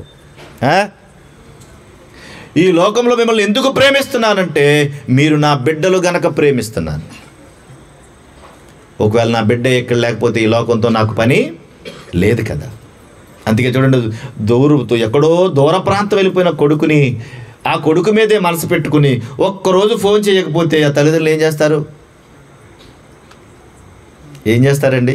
ఏరా ఈరోజు ఫోన్ చేయలేదేరా, ఎందుకు మాట్లాడలేదరా నాతోటి, నా మీద కోపం వచ్చిందా, నాతో ఎందుకు మాట్లాడలేదరా అని అడుగుతారు కదండి. అర్థమవుతలేదు చూసారా? కనుక ఆ రోజున దూషించడం మొదలుపెట్టారంటండి. వాళ్ళు తిరగబడ్డారు, చెడిపోయారు, దారి తప్పేశారు. అసలు ఎన్ని విషయాలండి. చీకట్లో ఉన్నటువంటి చేసేటువంటి క్రియలు చూడండి ఎంత భయంకరంగా ఉన్నాయో. మళ్ళీ జ్ఞాపకం చేస్తున్నాను చూడండి.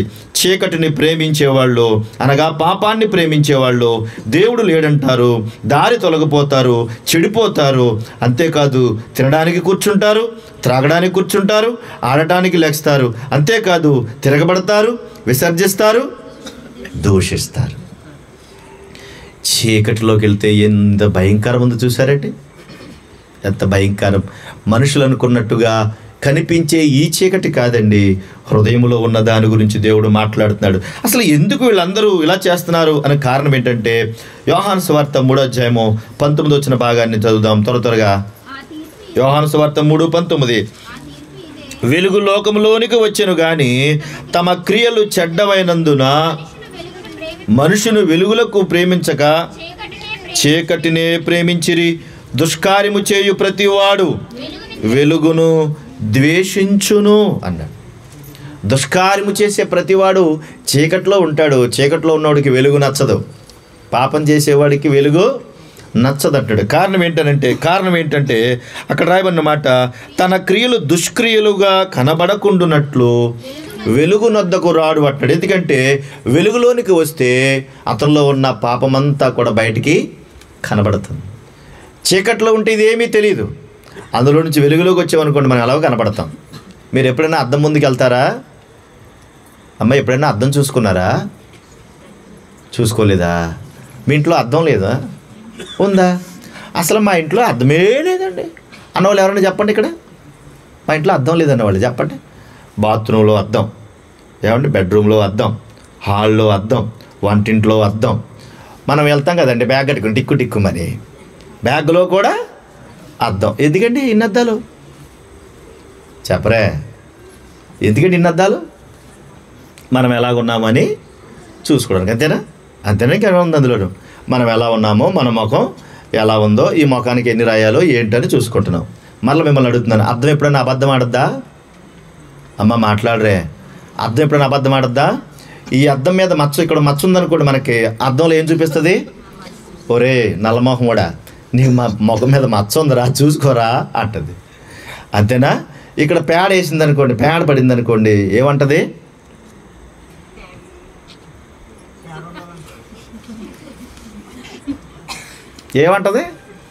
అమృతం ఉందని చూపిస్తుందా?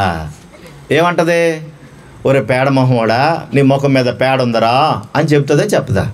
చెప్పదా? ఇక్కడ కట్ అయిపోయింది, రక్తం వస్తుంది, నీకు తెలియలేదు. అద్దం ముందుకు వెళ్ళేవానికి ఏమవుతుంది? అయ్యో నా ముఖ అరవిందము ఎందుకు ఇలాగైనది అనిపించదా? అది కుట్లేసి డాక్టర్ దగ్గరికి వెళ్ళి మళ్ళా ఏ మచ్చ కనబడకుండా అందంగా ఉండేటట్టుగా వేయండి డాక్టర్ గారు అంట. అర్థమవుతుంది? ఈ మాట ఎందుకు చెప్తానో తెలుసా? మన ముఖాన్ని, మన శరీరాన్ని ప్రేమించి మనం ప్రతిరోజు చూసుకునే అద్దం మనల్ని మోసం చేయదు. వెలుగు దగ్గరికి వస్తే వెలుగు కూడా మోసం చేయదు. ఆ వెలుగులోనికి వస్తే నీ లోపల ఎలాగున్నావో అలా స్పష్టంగా కనబడుతుంది. చాలా చక్కగా కనబడతావు నువ్వు. అర్థమవుతుందో లేదు మరి, చాలా బాగా కనబడతావు. అందుకే దేవుడు ఏమన్నాడంటే, దుష్క్రియలు వెలుగులోకి వస్తే కనబడతాయని. వీళ్ళు ఎక్కడ ఉండిపోతారంటే అస్తమాను చీకట్లోనే ఉండిపోతారు. ఇక్కడ మాకు దేవుడు మాట చెప్పకో. కారణం ఏంటంటే మళ్ళీ మా బయటపోతాం మేము, మా లోపల ఉన్నవన్నీ బయటకు వచ్చేస్తాయి. బైబిల్ అంటది నువ్వు తాగుబోతుడు వద్దు, అలా ఉండొద్దు, ఇలాగ అమ్మో అలాగనొద్దు నువ్వు. ఎందుకంటే మేము పొద్దున్న లేసి తాగుతాం కాబట్టి నువ్వు మాట్లాడడానికి వీల్లేదు. మేము ఇలాగే ఉంటాం, చెడిపోయిన మనస్సు కలిగిన వారముగా ఉంటాం కాబట్టి మాకు ఇదే నచ్చుతుంది. అందుకే దేవుడు అన్నాడు, ఇర్మియా గ్రంథం 17వ అధ్యాయము 9-10 వచ్చిన భాగాల్లో దేవుడు ఇలా రాయించాడు చూడండి. ఇర్మియా గ్రంథము 17వ అధ్యాయము 9, 10. హృదయము అన్నిటికంటే మోసకరమైనది, అది ఘోరమైన వ్యాధి కలది అంటున్నాడు. అంటే ఏంటన్నమాట? జబ్బు దేనికి చేసిందంటండి? హృదయానికి చేసింది. కాబట్టి అది హృదయం ఏమైపోయింది? మోసకరమైపోయింది, ఘోరమైన వ్యాధి కలిగినదిగా మారిపోయింది. అంటే చీకటి ప్రపంచానికి అడ్డా ఏదనంటే మనిషి యొక్క హృదయం. చీకటి ప్రపంచానికి అడ్డా అంటే హృదయమే. ఆ హృదయంలోనే ఏది తలంచినా, హృదయంలోనే ఏది మాట్లాడినా, అప్పుడప్పుడు మనందరం మాట్లాడుతూ ఉంటాం. అంటే నా హృదయము నీకు తెలుసా అంటాం. నీ హృదయం నీకు తెలుసో తెలీదో, కానీ ఆయనకి తెలుసు. ఎవరికి? నిన్ను నన్ను పుట్టించిన దేవునికి తప్పకుండా తెలుస్తుంది. తెలియకుండా ఉంటుందా ప్రియులారా? చెప్పండి, తెలియకుండా ఉంటుందా? అది ఘోరమైన వ్యాధి కలదంటున్నాడు. ఇప్పుడు ఈ ఘోరమైనటువంటి వ్యాధి రావటం వల్ల దేనికి? హృదయానికి. అంటే చీకటి పట్టింది, చీకటి రాజ్యానికి అధిపతిగా తయారైపోయాడు. అందుకని ఎవరిని కదిలించినా చూడండి, అవే పనులు, అవే పనులు, అవే పనులు, అవే మాటలు, అవే మాటలు. పైకి మాత్రం అంతా నటన నటన. మీరంటే నాకు ఎంత ప్రేమో, ఎంత గౌరవమో, ఎంత మర్యాదో అంటూ ఉంటాడు, కానీ లోపలన్నీ తవ్వాల్సినవన్నీ తవ్వేస్తూ ఉంటాడు. ఎదుటి వాళ్ళు బాగుంటే చూడగలుగుతాడా? పక్కోళ్ళు బాగుంటే చూడగలుగుతాడా? ఎవరైనా నీకన్నా బాగుంటే చూడగలుగుతాడా? మాట్లాడట్లేదు. ఎందుకంటే పైకి మాత్రం అలా మాట్లాడుతున్నాడు, కానీ లోపల మాత్రం ఉండాల్సిన లక్షణాలన్నీ ఉన్నాయి. అందుకే దేవుడు అన్నాడు, దానికి ఘోరమైన వ్యాధి వచ్చింది, జబ్బు చేసింది. దేనికి? హృదయానికి. ఏమండి, ఈ ప్రపంచంలో ఎవరెవరికి హృదయం ఉంటుంది? మాట్లాడండి అమ్మా. ఎవరెవరికి ఉంటుంది హృదయం? ఏమండి, అమెరికా వాళ్ళకి హృదయం ఉంటుందంటారా? మాట్లాడేటి. అమెరికా వాళ్ళకి ఉంటుందంటారా? మన పక్కన ఉన్నారు పాకిస్తాన్ వాళ్ళకి వాళ్ళ హృదయం ఉంటుందంటారా? ఏమోనండి, మరి అనుమానంగా ఉంది. ఉండొచ్చు, ఉండకపోవచ్చు. మనది భారతదేశం హృదయము, అది మరి పాకిస్తాన్ హృదయం కదా అంటారు. ఉందా లేదా? ఎందుకు ఉందంటారు వాళ్ళకి హృదయం? మనుషులు కాబట్టా? ఎంత బాగా చెప్పారు. మరి గేదెలకు ఉంటుందా? ఆవులకు ఉంటుందా? పశువులకు ఉందా? మాట్లాడరే. వాటికి హృదయం ఉంది, కానీ మనలాంటి హృదయం అయితే కాదు. అవి మాట్లాడాలనుకుంటాయంటే మనతో మాట్లాడాలనుకుంటాయంటండి. రకరకాల హావభావాలు ప్రదర్శిస్తూ ఉంటాయి అవి, కానీ మనకేమవుదు, మనకు అర్థం అవ్వదు. కళ్ళంట నీళ్ళు వస్తున్నాయి, గేదోడ నన్ను చూసి ఏడిచింది తెలుసా అంటాం మనం. అది చూసి నన్ను చూసి ఏడుతుంది పాపం. ఏమ్మా, ఏం చిట్టు కావాలా, తౌడు కావాలా, ఉలవలు కావాలా, ఏం తినాలమ్మా? దాని పాలన్నీ పితికేస్తుంటే పాపం అదెంత బాధపడుతుంది. ఒక ఆయన అంటండి కుక్కను పెంచుకున్నాడంటండి. కుక్కను పెంచుకుంటే ఆ కుక్క ఏం చేసిందంటే, దానికి దెబ్బ తగిలింది పాపం, అది బాధపడుతుంది. అది ఎంత బాధపడుతుందో అని ఈ యజమాని ఆలోచిస్తున్నాడు. అది ఎంత బాధపడుతుందో పాపం. అది నాకు ఏదో చెప్పాలనుకుంటుంది. మనకన్నా అవే నయమండి, అవే మంచివి మనకన్నా చెప్పాలంటే. అది నాకు ఏదో చెప్పాలనుకుంటుంది, కానీ చెప్పలేకపోతుంది. అది ఏం చెప్పాలనుకుంటుంది అని చాలా ఆలోచించాడంటండి. ఆఖరికి ఆలోచించి ఏం చేయాలో తెలియక మొత్తం మీద ఒక చిన్న గాడ్జెట్ కనిపెట్టాడు. ఒక చిన్న రింగులోని తయారు చేశాడు. దగ్గర 2 కోట్లు 3 కోట్లు అయిందంట. దేనికి? అది ఆ కుక్క ఏమనుకుంటుంది, అది ఏం చెప్పాలనుకుంటుంది అని దానికి తయారు చేయడం కోసం తయారు చేసి దాన్ని మెడలో వేసి ట్యాగ్ లాగా వేసి దానికి కట్టాడంటండి. అది మనిషి ఇంకలా చూసి ఇలాగ అంటూ ఉంటే అది మనసులో ఏమనుకుంటుందో స్పీకర్లోంచి వినపడుతుంది అంటండి. అప్పుడు ఆ యజమాని చూసి, ఓహో ఈ కుక్కకి ఇప్పుడు మా కుక్కకి ఇది అనిపిస్తుంది, ఆకలేస్తుందంట, దానికి బాధగా ఉందంట. దానికి బయటికి వెళ్ళాలనుకోండి, బయటికి వెళ్ళాలన్న మనసు దానికి వచ్చినప్పుడు అది ఏమనుకుంటుందో ఇంగ్లీష్లో బాక్స్లోంచి వస్తుంది. ఓహో ఇది వాకింగ్కి వెళ్ళాలంటుందన్నమాట.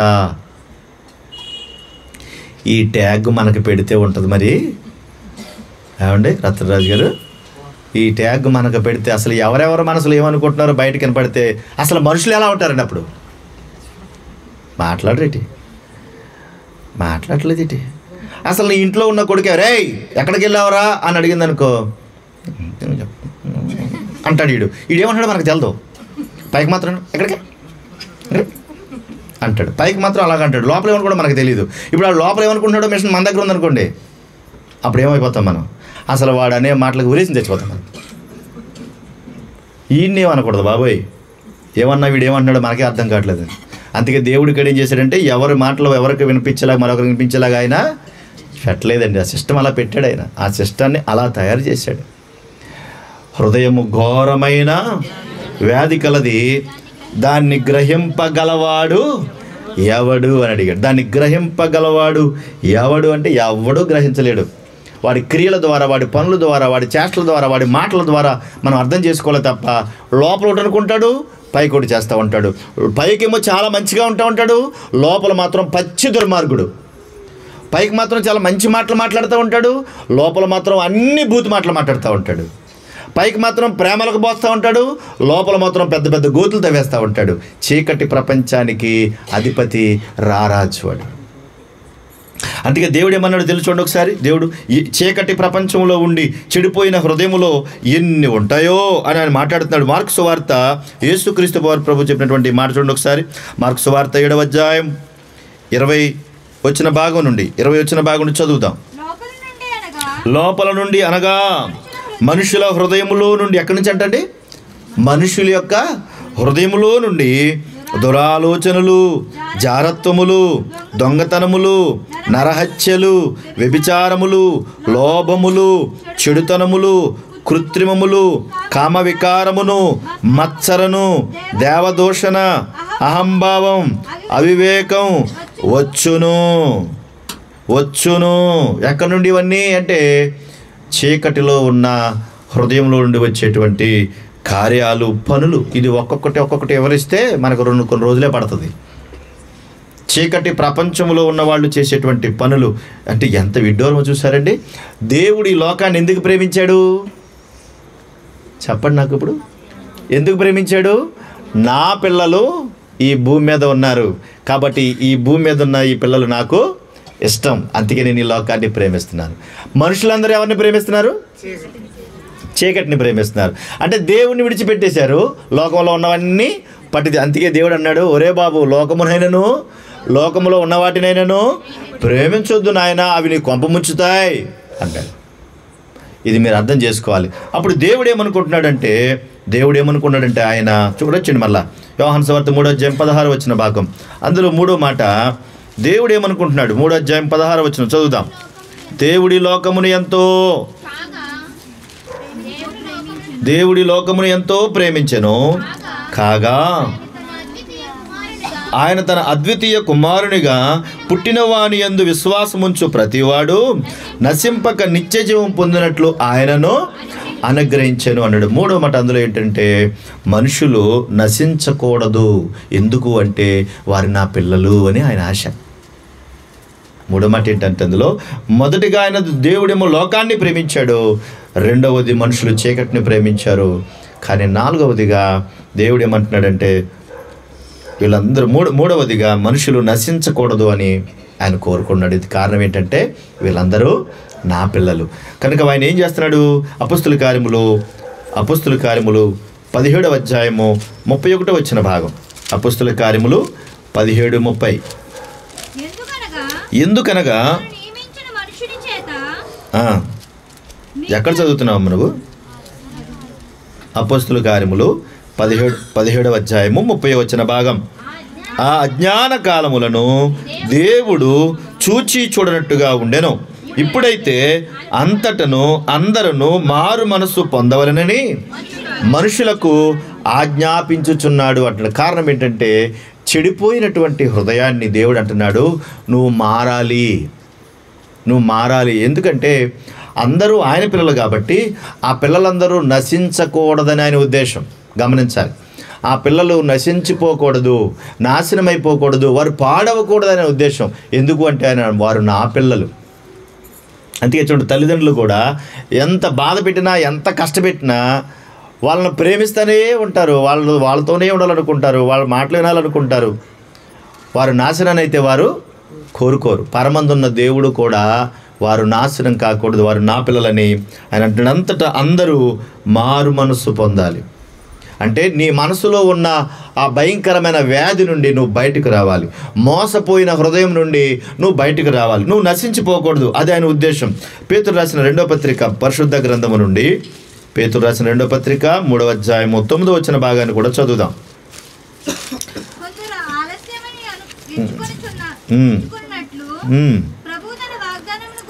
ఎవడును నశింపవలనని ఇచ్చయింపక అందరూ మారు మనసు పొందవలని కోరుచు మీ ఎడల దీర్ఘశాంతము చూపుచున్నాడు అంటాడంటే ఏంటో తెలుసా?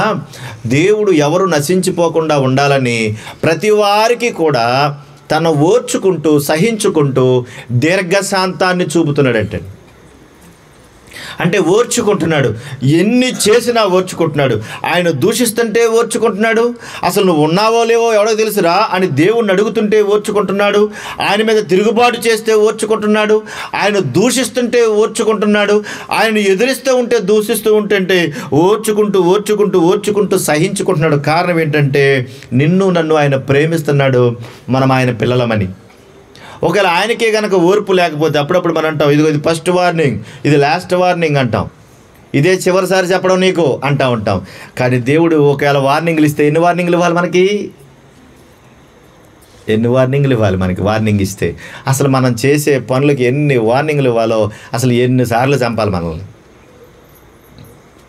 కానీ దేవుడు ఏమంటున్నాడంట, అందరూ మారు మనసు పొందాలని, అసలు ఎవరూ నశించిపోకూడదని ఓర్చుకుంటున్నాడంట. కానీ మనుషులందరి హృదయాలలో ఆ చీకటి ప్రపంచం ఉండడం వల్ల దేవుని యొక్క ఓర్పు కనిపించటం లేదు. అది చులకన అయిపోయింది. దేవుని యొక్క ప్రేమన లోకువైపోయింది. ఓర్చుకుంటున్నాడన్న సంగతిని తెలుసుకోవటం లేదు, ఆలోచించట్లేదు. కనీసం దాన్ని అర్థం చేసుకోవడానికి కూడా సమయం లేకుండా అయిపోయింది. అందుకే బిజీ బిజీ బిజీ బిజీ అంటారు. ఎవరు చూసినా ఎలా ఉన్నారంట? Busy busy busy life. ఎందులో బిజీ ఉన్నారంటే తినడానికి, త్రాగడానికి, ఆడడానికి, ఇందులో బిజీగా ఉన్నారు. వాళ్ళ యొక్క బిజీ లైఫ్లో అసలు వారేంటో అనే సంగతే మరిచిపోయారు. కనుక దేవుడు మాత్రం నశించకూడదని కోరుకున్నాడు. కోరుకున్నటువంటి తడవనే, కోరుకున్న వెంటనే ఆయన ఏం చేశాడో తెలుసా?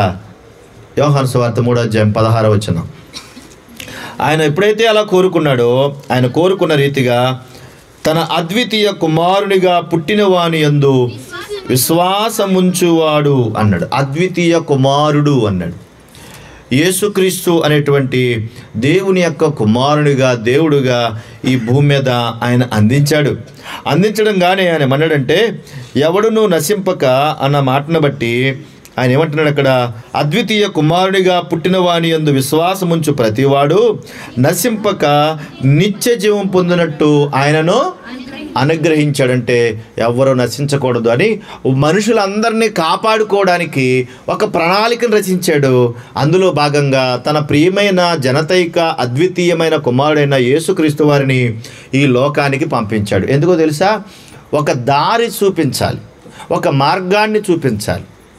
ఇదిగో ఈయన చూసి నువ్వు నేర్చుకో, ఇతను చూసి నేర్చుకో, ఇదిగో ఇలా ఉండు, ఇలా ఉండు, ఇలా ఉండని చెప్పడానికి, దిశానిర్దేశం చేయడానికి ఒక ఉన్నతమైనటువంటి లక్షణాలతో, దేవుని యొక్క స్వరూపంతో, దేవుని యొక్క ప్రేమతో, ప్రేమాస్వరూపిగా యేసుక్రీస్తు ప్రభువారిని లోకానికి పంపించాడండి. అంతేకాదు, చీకటి ప్రపంచంలో బ్రతుకుతున్నటువంటి వారందరినీ కూడా వెలుగులోనికి తీసుకొని వచ్చాడట. వెలుగులోనికి తీసుకొని రావడానికి ఆయన వెలుగుగా ఈ లోకానికి వచ్చాడు. చూడండి, టకటక 2 మాటలు చెప్తాను మీకు. అపొస్తలుల కార్యములు 26:18 భాగంలో ఇలా రాయబడి ఉంది. అపొస్తలుల కార్యములు 26:18 భాగంలో, చీకటిలో నుండి వెలుగులోనికి, సాతాను అధికారం నుండి దేవుని వైపునకు తిరిగి అని రాయబడింది. చీకటిలో నుండి వెలుగులోనికి, సాతాను అధికారం నుండి దేవుని వైపునకు అన్నాడు. మత్తయి సువార్త 4:15 భాగాన్ని కూడా చదువుదాం. ఇక్కడ చిన్న మాట నేను చెప్పడం మర్చాను. అక్కడ ఎందుకనంటే సాతాను అధికారం నుండి దేవుని వైపుకు అని అన్నాడు కదా. మనుషులు దుష్క్రియలు చేయడానికి, చెడిపోయిన హృదయం కలిగి ఉండడానికి ప్రధానమైనటువంటి కారణం ఎవరంటే దుష్టుడైన అపవాది, లేదంటే సాతాను అని చెప్పొచ్చు. ప్రకటన గ్రంథం 12:9 భాగాన్ని చదువుకుని మళ్ళీ ముందుకెళ్దాం. ప్రకటన గ్రంథం, ఈ బైబిల్ తెరిచి చూడండి చక్కగా. ప్రకటన గ్రంథం 12:9 చదువమ్మా. సర్వలోకమును మోసపుచ్చుచు అపవాదనియు సాతాననియు పేరుగల ఆది సర్పమైన మహాఘట సర్పము అన్నాడు. అంటే దుష్టుడైనటువంటి అపవాది చేతిలో పడిన వారు, మన భాషలో చెప్పాలంటే దెయ్యం అనుకోండి, పోని దెయ్యం అనుకోండి, మీకు అర్థమయ్యే భాష అది. సాతాను, అపవాది, మోసం చేయువాడు, దుష్టుడు, నరహంతకుడు, అబద్ధికుడు అనే వాడికి పేర్లు ఉన్నాయి. కనుక వాడి యొక్క దృష్టిలో ఎవరైతే ఉంటారో వాళ్ళు దుష్టక్రియలే చేస్తారు. కనుక దేవుడు ఏం చేశాడంటే నాలుగో మాటగా మధ్యవర్తిగా యేసుక్రీస్తును పంపించాడు. మధ్యవర్తిగా యేసుక్రీస్తును పంపించారు. అదే క్రిస్టమస్ అంటున్నాం. క్రైస్ట్ అంటే క్రీస్తు, మాస్ అంటే ఆరాధన. మాస్ అనే పదం అది గ్రీకు పదం, అది దాన్ని తెలుగులో ఆరాధన అని అర్థం వస్తుంది. కనుక యేసుక్రీస్తు ప్రభువారు ఈ లోకానికి వచ్చిన దానిని క్రిస్టమస్ అంటున్నాము. అది దేవుడు దాని ద్వారా ఏం చేశాడంటే చీకటిలో ఉన్న వారిని వెలుగులోకి నడిపించడానికి భూమి మీదకి వచ్చాడు. మత్తయి సువార్త 4వ అధ్యాయము 15వ భాగాన్ని కూడా చదువుదాం. 15వ భాగంలో ఈ మాట అక్కడ రాయబడి ఉంది. ఆ చివరి మాటలో ఉంటుంది అక్కడ, గలిలయ చీకటిలో కూర్చుండున్న ప్రజలు గొప్ప వెలుగును చూచిరి, మరణ ప్రదేశములోను మరణ ఛాయలోను కూర్చుండి ఉన్న వారికి వెలుగు ఉదయించెను అని రాయబడింది.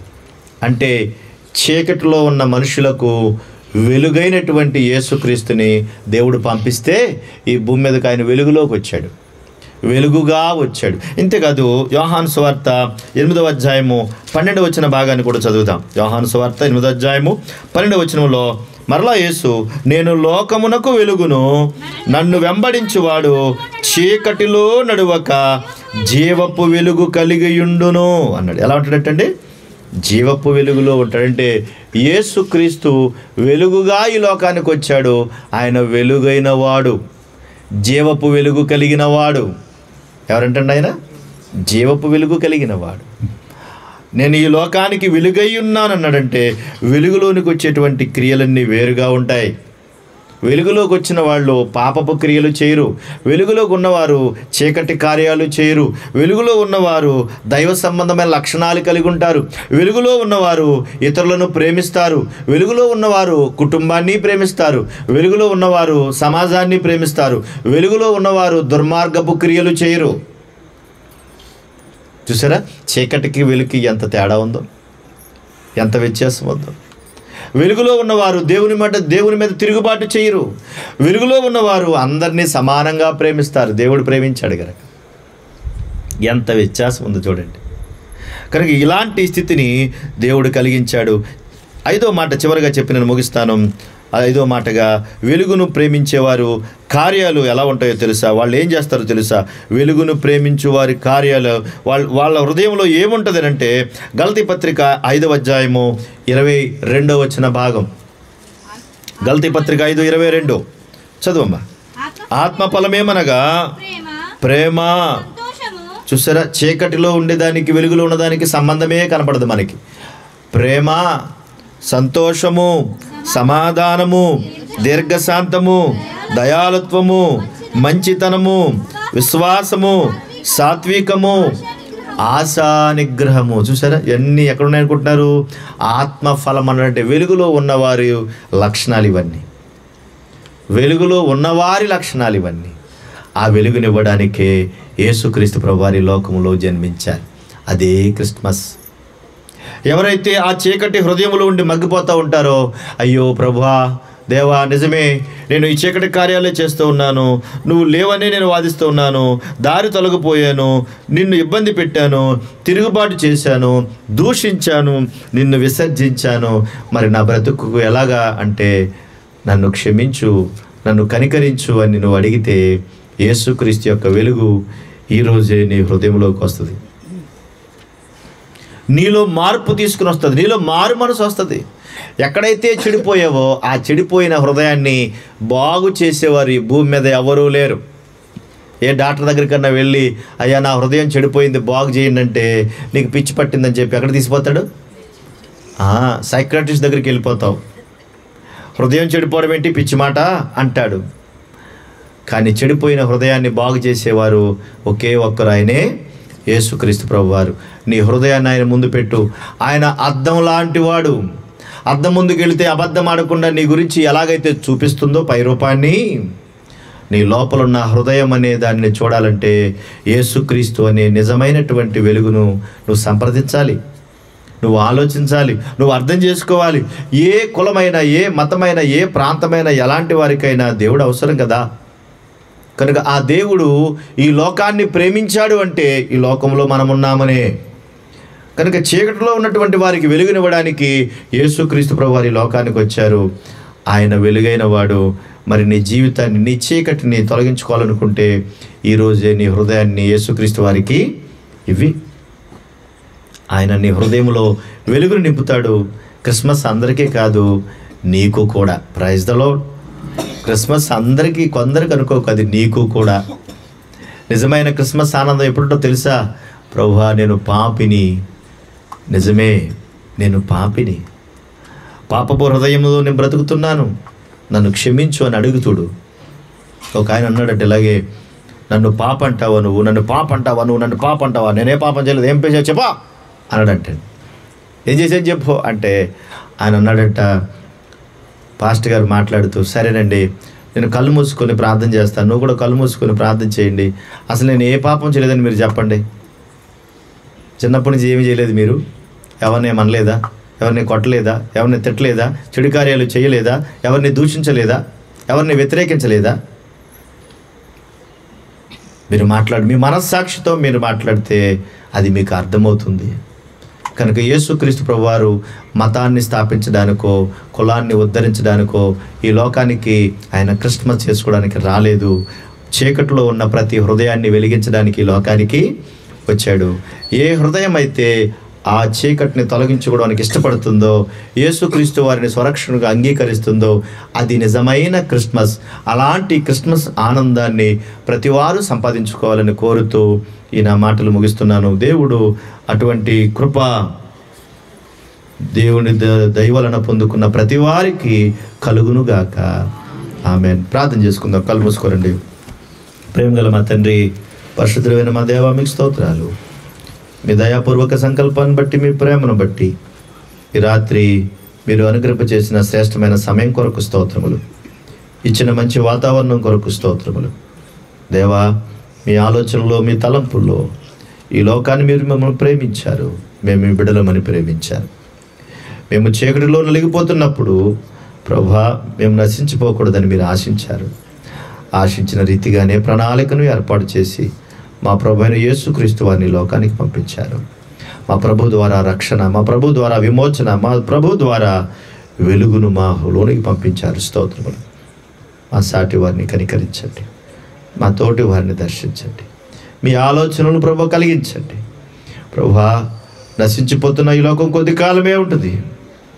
ఏ ఒక్కరూ ప్రభు శాశ్వత కాలం ఉండే మనుషులు లేరు. తినుచు, త్రాగుచు, ఆడుతూ ప్రభువా ఈ భూమి మీద బ్రతకడానికి ఇష్టపడి తండ్రి, అర్ధంతరంగా జీవితాలు ముగించిపోయేవారు ఎందరో, వారి హృదయంలో జీవపు వెలుగును ప్రకాశింపచేయండి. నిజమైన వెలుగుండెను అని చెప్పినట్లుగా నిజమైన వెలుగు నిజముగా ఉండేటువంటి చీకటిని తొలగిస్తుంది. అటువంటి ధన్యత మీరు దయ చూపించండి. ఈ మంచి కార్యక్రమంలో ఏకీపించిన ప్రియమైన బిడ్డలను బట్టి స్తోత్రములు, వాడకట్టు ప్రజలను బట్టి స్తోత్రములు. కృష్ణవేణి గారిని, సత్యమణి గారిని, వారి కుటుంబాన్ని మీరు బలపరిచి ఆశీర్వదించి మీ సహాయం అందించండి. ముందున్న కార్యక్రమాన్ని దీవించమని కోరుతూ క్రీస్తు యేసు పరిశుద్ధమైన నామములో అడిగి వేడుకొనుచున్నాము తండ్రి. ఆమేన్. ఆమేన్. అందరికీ వందనాలు.